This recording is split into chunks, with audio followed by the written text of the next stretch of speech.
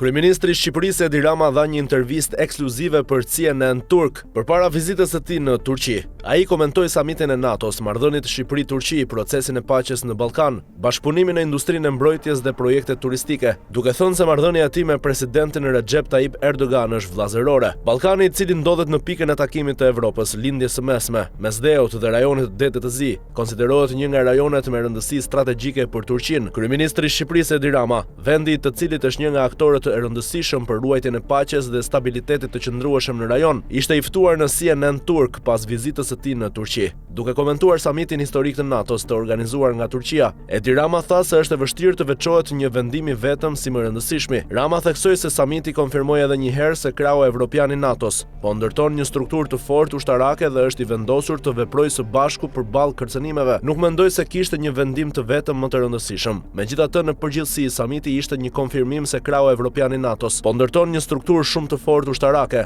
dhe është i vendosur të përgjigjet kërcënimeve dhe sfidave duke modernizuar ushtrinë e tij dhe duke bashkuar forcat, tha Rama. Kryeministri shqiptar komentoi edhe organizimin e samitit të NATO-s nga Turqia. Ai tha se organizimi ishte i suksesshëm dhe se mikpritja dhe forca organizative e Turqisë lën përshtypje. I pyetur se çfarë note i jep Turqisë për organizimin, Rama u shpreh: "Të gjithë mbetën jashtëzakonisht të impresionuar nga organizimi, nga të gjithë elementet e mikpritjes dhe nga forca që u demonstrua përmes tyre." Para samitit ishte arritur një marrëveshje për pothuajse gjithçka, duke u përgjigjur pyetjes nëse ishte e vështirë të arrijej konsensus për deklaratën përfundimtare të samitit të NATO-s. Edi Rama tha se pjesa më e vështirë kishte qenë faza përgatitore. Ai theksoi se gjatë samitit nuk pati mosmarrëveshje të mëdha mes liderëve dhe se kur mbërritën këtu gjithçka ishte dakordsuar. Në deklaratën e tij Rama u shpreh: "Ndoshta faza përgatitore ka qenë më ndërlikuar, por kur mbërritëm këtu, të gjithë ishim në të njëjtën linjë. Nuk pati shumë gjëra që mund t'i quanim debat." Edi Rama komentoi edhe rolin e presidentit turk Recep Tayyip Erdogan dhe presidentit amerikan Donald Trump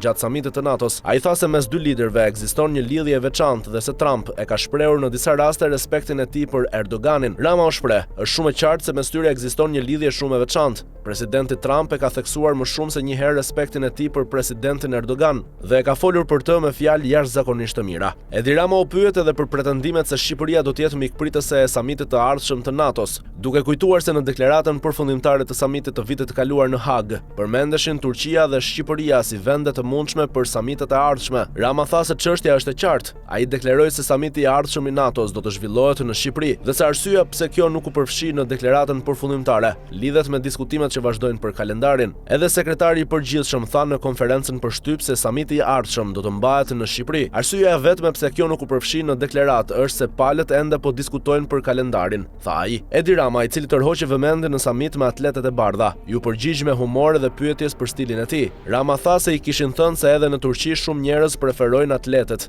dhe për këtë arsye kishte zgjedhur këpucët sportive në vend të atyre klasike. Në përgjithësi atletët janë shumë komode. Këpucët klasike janë shumë pak komode, por ndonjëherë ke nevojë për të dyja, shtoi ai. Duke komentuar partneritetin strategjik mes Turqisë dhe Shqipërisë, Edi Rama tha se bashkëpunimi ekonomik dhe ushtarak mund të zhvillohet edhe më tej. Ai theksoi se vëllimi i shkëmbimeve tregtare duhet të rritet dhe u shpreh se Shqipëria është e hapur për bashkëpunim me kompanitë turke në fushën e industrisë së mbrojtjes. Në fushën ushtarake kemi një bashkëpunim shumë të mirë. Natyrisht do të mirëpresim që shumë kompani turke të vinë dhe të zhvillojnë produktet e tyre së bashku me ne, tha ai. Edi Rama foli edhe për procesin e stabilitetit në Ballkan, duke thënë se roli i Turqisë në rajon është i rëndësishëm. Duke komentuar platformën e paqes në Ballkan të iniciuar nga Turqia vitin e kaluar, Rama tha se presidenti Recep Tayyip Erdogan është i angazhuar nga afër me rajonin.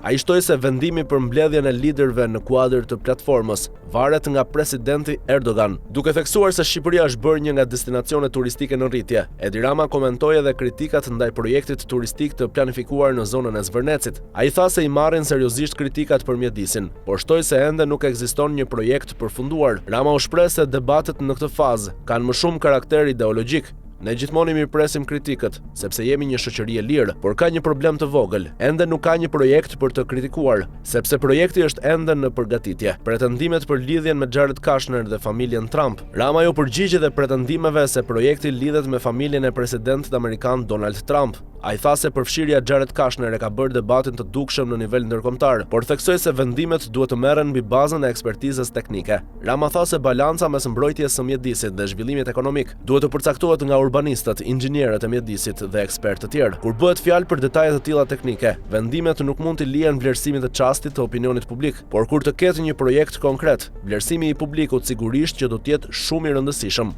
tha kryeministri shqiptar.